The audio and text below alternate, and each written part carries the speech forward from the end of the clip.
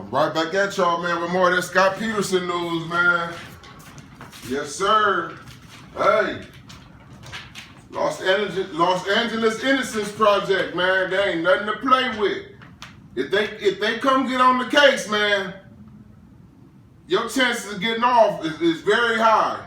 You feel me? Like 40-something% chance is high. You feel me? Scott Peterson got railroaded.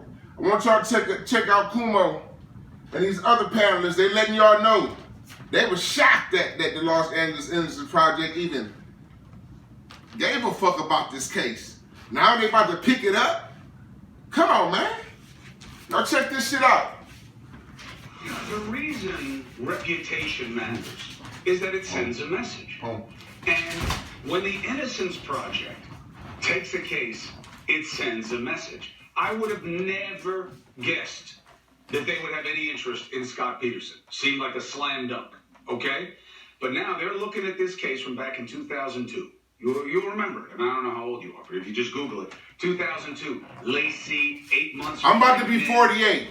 Pretty wife, pretty guy, pretty life, but underneath that, an ugly reality. She winds up dead. The baby and she are found some months later. He's brought up on charges. There's all this drama.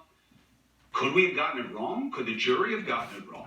Let's bring in News Nation. I believe so. One of the first reporters to cover the Scott Peterson case, Laura Engel. And we're double fortunate tonight. Okay, Laura. Look at Laura. I was using my office today, so nothing better be missing. And we have News Nation legal analyst Sarah Azar. Damn, I thought that was Holly Berry. Who happens to be dug in on this case. And she is not just a criminal attorney, as you know. She's the host of the Presumption podcast. All right, so this is fortuitous. Thank you to both. So, Engel, just give us a little bit of background flavor about how deeply you analyze this case from soup to nuts. You know, when this case first started, I, like many others, were completely, infatuated with finding out what happened with Lacey Peterson, this beautiful pregnant woman missing from Modesto. I'm from Sacramento, California. I was working in Los Angeles at the time for KFI Radio and immediately wanted to go up there, which I did, and stood outside and reported outside of the Peterson's home while the search was on for her. And then there was the search center that was brought about with the friends and the family. The frantic, desperate search for Lacey Peterson was underway. So I was there from the beginning, and I ended up covering every day of that trial in Redwood City, eventually getting an apartment, moving to Redwood City for the duration of the trial and the sentencing phase so that I would never miss a day of it so we could talk about... Y'all hear that? This lady up and moved to where the case was going to be held at, man. She said she didn't want to miss none of it. That's how serious and important this case was. That's how much media and news coverage this case had. And they actually fucked up Scott Peterson's chance of getting a fair trial because after all the cheating and shit, all the lying and phone calls with him talking to Amber, his side chick,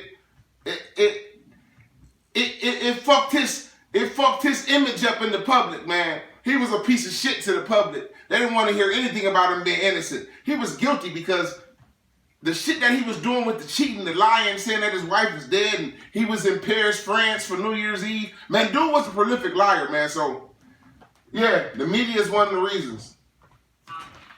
All of the people that were there, the people that went and visited Scott Peterson when this was going on. And then last year, that clip you just showed, I went back to Covina Avenue in Modesto, where I went back and kind of took a reset of what it was like to be in the Modesto neighborhood where Lacey Peterson went missing. And again, we heard that her husband, Scott Peterson, said that she was about to go out and walk a dog, their dog, Mackenzie, and we've got this other narrative going on that has been going on since that week of Christmas of 2002, that a burglary across the street that happened around the same time that she was supposed to go out for that walk could have something to do with it.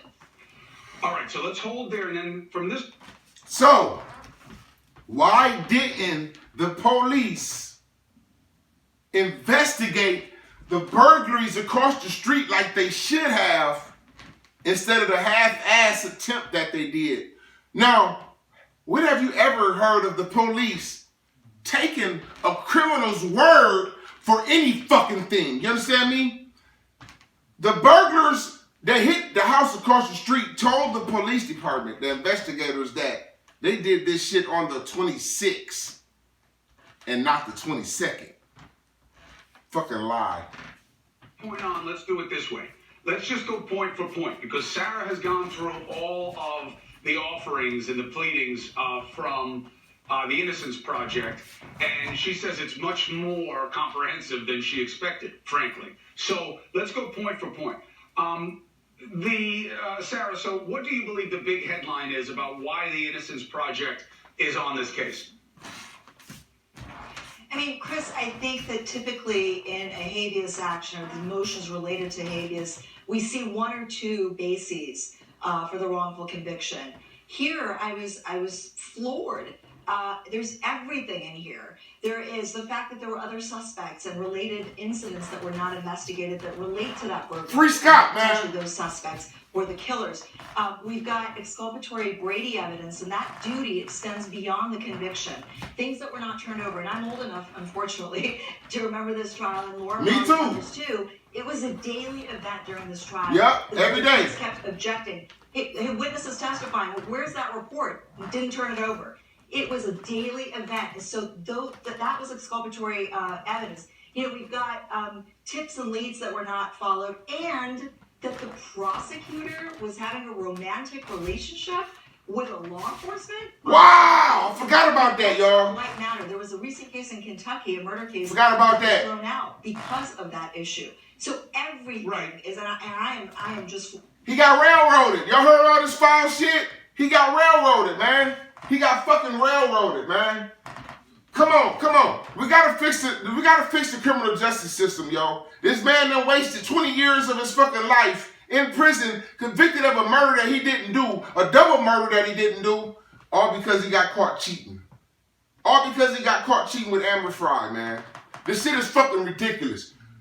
Judicial system, y'all need a fucking overhaul. Y'all need to get y'all shit together. Y'all need to stop playing games with people's fucking lives. Y'all wins and fucking losses. Yo, these are lies, y'all. Y'all playing games with people's lives. Innocent lives.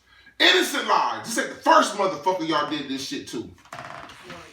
Hey, thank you for watching. Please go to News Nation now. This shit is ridiculous, man. It's out of control. This shit happened in 2002. He got, found guilty in 2004, and the shit is still going on. Whole lot of innocent people still getting found guilty of shit that they didn't even do, all because y'all want to fucking build y'all wins and not y'all losses. You feel me? Yo, fuck this shit. Shouldn't be about wins or losses. These are innocent people's lives. You understand me? Get it together, man. Y'all like, subscribe.